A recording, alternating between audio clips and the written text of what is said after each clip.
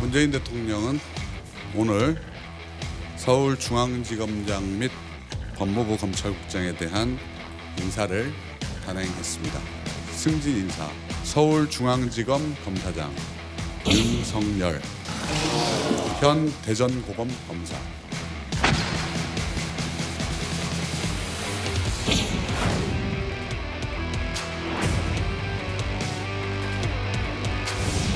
반국가 세력들은 종전 선언을 노래 부르고 다녔습니다.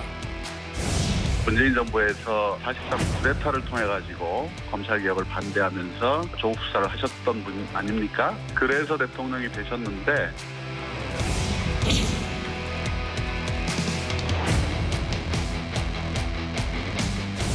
정말로 정제되지 않은 그 말씀을 하셨다고 보고요. 어느 국민이 그 말에 동의하겠습니까? 악의적으로 정제되지 않은 말을 하셨다고 생각합니다.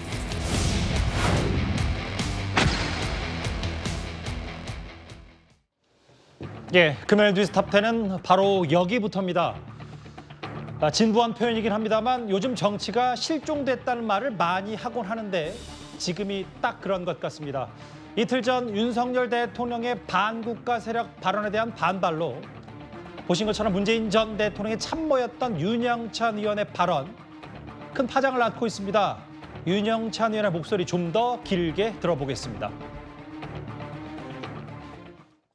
왜곡된 역사의식, 무책임한 국가관을 가진 반국가 세력들은 핵 무장을 고도화하는 북한 공산 집단에 대하여 유엔 안보리 제재를 풀어달라고 읍소하고 유엔사를 해체하는 종전선언을 노래 부르고 다녔습니다.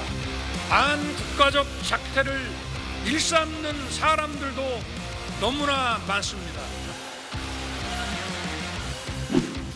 반국가 세력의 수계에 의해서 지명을 받았고 국정 운영을 해왔던 사람인데 어찌됐든 문재인 정부에서 사실상 쿠데타를 통해 가지고 검찰 개혁을 반대하면서 대통령이 되셨는데 쿠데타를 일으킨 장본인들은 항상 체제 정당성이 굉장히 중요하고 그걸 이데올로기화하는 그런 특성들도 있는데 지금 본인의 정당성을 주장하려고 하다 보니까 이런 극단적인 발언들이 나오는 거고 이전 정부에 대한 일종의 열등감도 작용하는 거 아닌가. 열등감이요? 생각이 듭니다. 이 얘기 지금부터 하나하나 만나보겠습니다. 이현정 의원님. 네. 발언 어떻게 일단 들으셨어요? 자, 우선 윤영찬 의원이 그렇게 좀 심한 말을 하는 스타일은 아닌데 유독 이번 발언 같은 경우는 논리적으로나 여러 가지 면에서 저는 말이 맞지 않다는 생각이 듭니다. 자, 쿠데타의 사전적 의미를 찾아보면요. 비합법적인 방법으로 권력을 찬탈하는 것이 바로 쿠데타입니다. 예. 자, 그러면 지금 이 윤석열 대통령이 검찰총장이 언제 군대를 동원했나요? 언제 비합법적인 그런 방법을 동원했나요? 예를 들어 검찰총장이 맡겨진 것은 결국 검찰 수사를 총괄하는 게 검찰총장의 임무지 않습니까? 예. 자, 그러면 조국 전 장관 수사한 것은 범죄가 있기 때문에 수사를 한 것이죠. 자, 두 번째로 그렇다면 검찰 수사를 모두 다 대통령의 허락받아야 되나요? 예를 들어서 지금 이 조국 전 장관 수사가 어떤 면에서 보면 허락하지 않는 수사인 것처럼 이야기를 하는데, 자, 그러면 일일이 수사할 때, 주요 인사 수사할 때 그 대통령의 어떤 재가를 받아서 수사해야 된다 그러면 그거야말로 독재 국가고 직권 남용 아니겠습니까? 검찰은 검찰 나름대로의 자기 판단에 따라서 수사를 하는 게 검찰이지 언제 청와대의 허락을 받고 수사를 하겠습니까?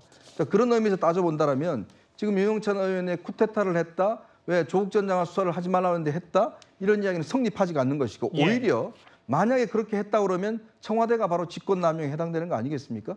더군다나 이 윤영찬 대통령, 윤석열 대통령은 이 쿠데타로 한 게 아니라 국민이 뽑은 대통령입니다. 선거를 통해서 조국 수사로 뽑은 게 아닙니다. 예. 조국 수사는 그 선거 과정에서 하나의 어떤 면에서 보면 효과인 이 사건에 불과한 것이지. 과정이겠죠. 그렇죠. 이게 윤 대통령을 뽑은 사람은 다 국민들이 뽑은 거예요.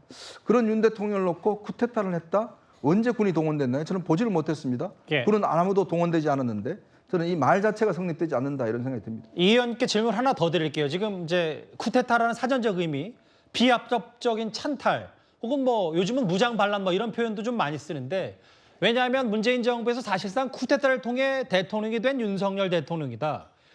정당성을 주장하려다가 극단적인 발언이 나왔다. 최근 이런 반국가 세력 발언. 이게 정말 이 의원 생각처럼 말씀은 어떤지 궁금한데 문재인 정부에 대한 열등감 때문에 반국가 세력, 반국가 뭐 이런 작태, 그 종전선언 노래를 부르고 다녔다 이런 발언의 배경이라고 생각하십니까? 글쎄요, 문재인 정부에 무슨 열등감을 느낄 게 있죠? 문재인 정부가 그동안 우리가 뭐 수차례 이야기했습니다만은 만약에 정말 문재인 정부가 정말 정치를 잘했고 많은 성과를 얻었다면 왜 정권이 교체됐을까요? 그렇지 못했기 때문에 정권이 교체된 거 아니겠습니까? 소득주 성장, 그다음에 대북 정책 어떻게 됐습니까? 완전히 파탄 났지 않습니까? 거기에 뭘 열등감을 느끼게 있죠?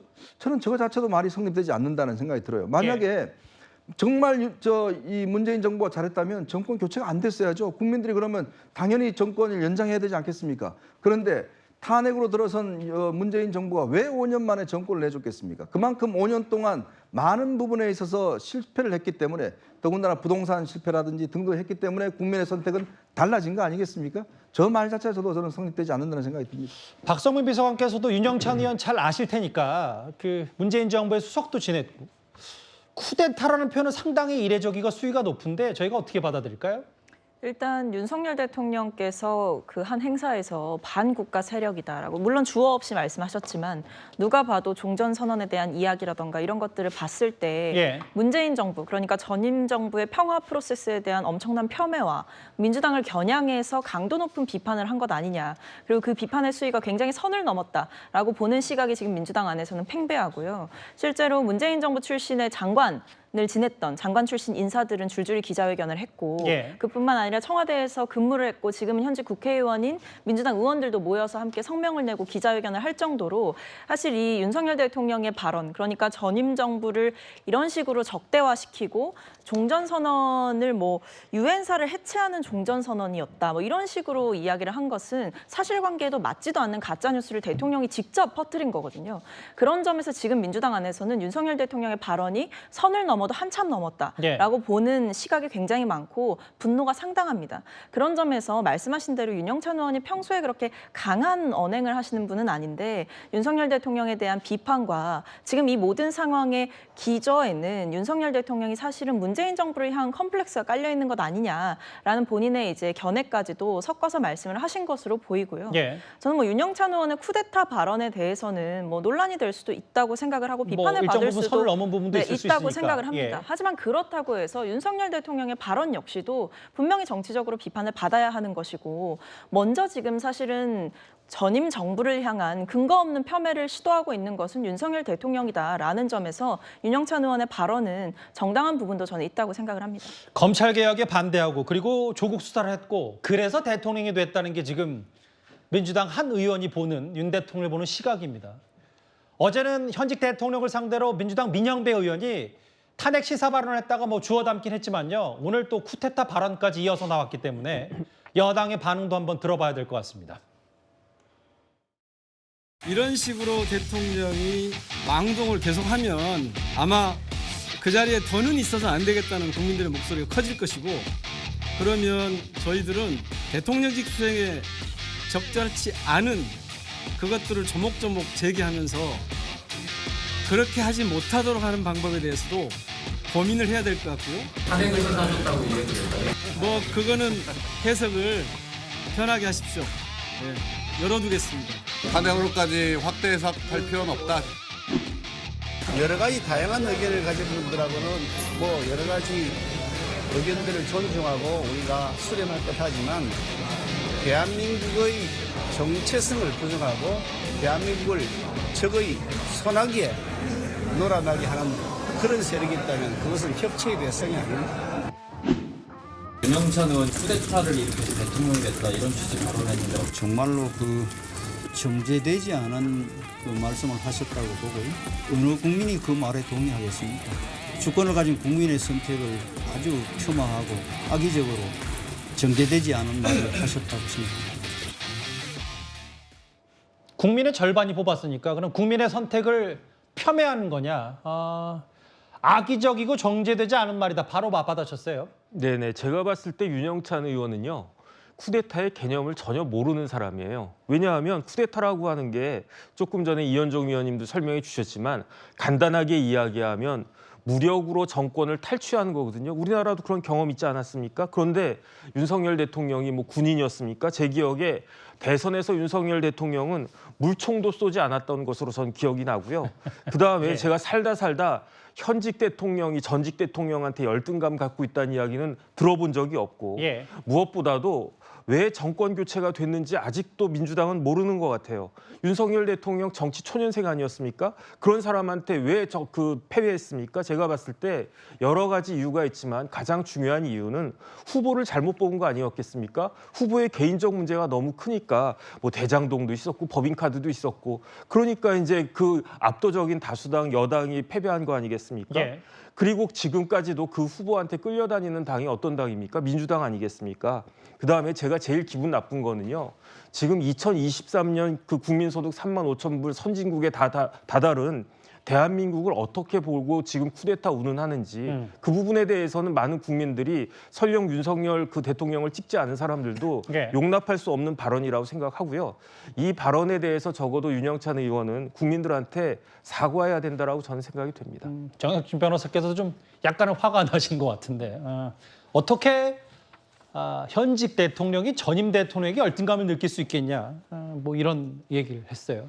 근데 사실은 그 윤영찬 의원이 이낙연 전 대표의 최측근 뭐 가까운 인사로도 잘 알려져 있기 때문에 근데 오늘 윤영찬 의원의 저 발언 이후에 또 이낙연 전 대표도 SNS에 그 폭력적 언동이다. 잘못된 발언 주워 담은 일이 몇 번째인가라고 SNS에 바로 글을 올렸는데 이것도 좀 해석 여지가 많아요. 그렇죠. 일단 이낙연 전 대표가 지난 토요일에 한국에 귀국을 했거든요. 그 귀국을 해서 첫 일성이 본인도 책임을 다하겠다라는 이야기였고 그리고 이제 나온 이야기들은 현 정부의 어떤 미흡한 점이나 실정 부분에 대해서 비판하고 국민들이 어려움을 본인이 좀 해결하겠다, 할 일을 찾겠다 이런 부분이었거든요. 그렇기 때문에 아무래도 이제 지난주에 이낙연 전 대표의 이야기를 듣고 이제 이낙연 대표가 정치를 재개를 하는 것은 분명한데 그 정치 재개의 어떤 방향성이 윤석열 정부에 대해서 어떤 전선을 구축해서 선명한 야당성을 보여주는 방향으로 어떻게 보면 정치적인 메시지를 정한 것이 아닌가라는 이야기들이 많았습니다. 사실 이낙연 전 대표의 오늘 저 비판 발언은 얼마든지 나올 수 있는 얘기라고 생각이 드는 것이 이낙연 전 대표가 아시다시피 문재인 정부의 첫 번째 국무총리였습니다. 그러다 보니까 전 정부에 대해서 또는 민주당에 대해서 뭐 반국가 세력으로 이야기한 것이 아니냐라는 해석을 나올 수 있는 대통령의 발언이었기 때문에 당연히 지적할 수 있다고 생각이 들고요. 그리고 대통령께서 어떤 했던 발언에 대해서 대통령실에서 주워 담고 해명하는 그런 모습들이 그동안 계속해서 반복돼 왔었기 때문에 그런 부분에 대해서도 당연히 비판할 수 있다고 생각이 듭니다. 뭐 그 부분도 일정 부분 있겠죠. 그러니까 문재인 정부에서 몸을 담았던 이낙연 전 대표나 윤영찬 의원 뭐 불만을 토로할 수는 있는데 이게 이현정 의원님. 일각에서 봤을 때는 이게 민주당 내 정치공학적인 그러니까 이재명 대표의 갈등과도 맞물리면서 좀 두 사람 다 선명성 있게 뭔가 전투적으로 나가는 거 아니냐 이런 분석도 좀 있던데요. 그러니까 제가 이 윤영찬 의원이 왜 이렇게 거친 언어를 썼을까라는 걸 정치적으로 좀 분석을 해보면 지금 이낙연 전 대표가 이제 귀국을 했는데요. 아무래도 뭐 당내에서 지금 뭐 또 이 이재명 대표 측과 여러 가지 아직까지 이제 그 갈등들을 빚고 있습니다. 특히 이번에 미국에서 주로 한 공부가 또 낸 책이 이 주로 외교 관련된 책이거든요. 아시겠지만 문재인 전 정부 같은 경우는 이 종전선언을 거의 본인들의 어떤 정체성처럼 2018년 판문점 회담부터 시작해서 끊임없이 정말 퇴임하기 직전까지 밀어붙였습니다. 왜 이렇게 밀어붙였을까라는 부분에 대한 이제 문제의식이 이제 윤석열 대통령이 반국가 세력이라는 이야기로 나온 거 아니겠습니까? 그런 부분에서 좀 어떤 면에서 보면 집단 보호 본능처럼 나온 것이죠. 그러니까 이 발언을 통해서 사실상 정치로 보면 이낙연 전 대표의 활동의 장이 일단 펼쳐진 겁니다. 신호탄입니다. 그렇죠. 왜냐하면 이낙연 전 대표는 바로 이 부분을 자신들의 정체성과 같은 친문의 정체성과 같은 종전선언에 대해서 윤석열 대통령이 비판했기 때문에 그걸 기화로 해서 본인들의 활동의 어떤 장이 마련된 것이고 아마 조만간 문재인 전 대통령 입장을 낼 거로 저는 봅니다. 그러면서 이들이 가지고 있는 어떤 공통적인 어떤 이 전선 이게 형성이 되면서 마침 어떤 이 이낙연 전 대표에게 활동이 상당히 수월해지는 그런 측면도 있을 거예요. 양산에서 문 전 대통령 가만히 있지 않을 거라고 보십니까? 그렇죠. 가만히 있지 않을 겁니다. 조만간 아마 뭐 입장을 낼 텐데 그렇게 되면 이낙연 그다음에 문재인 여기 어떤 연대 전선이 형성이 되고 친문들이 함께 어떤 뭉칠 수 있는 게 된다면 이게 어떤 친명과의 어떤 좀 갈등의 골. 왜냐하면 지금 친명 같은 경우는 지금 후쿠시마 문제에 집중하고 있거든요. 예. 그렇다면 이 문제와 그다음에 이제 친문 계열에서 어떤 이번에는 종전선언의 문제. 알겠습니다. 이 문제에 통해서 아마 이낙연 전 대표 활동력이 굉장히 높아지지 않을까라는 정책 해석을 해봅니다. 저 발언에 대해 여당에서는 국민 선택을 폄하한 거다 강하게 반발하고 있습니다.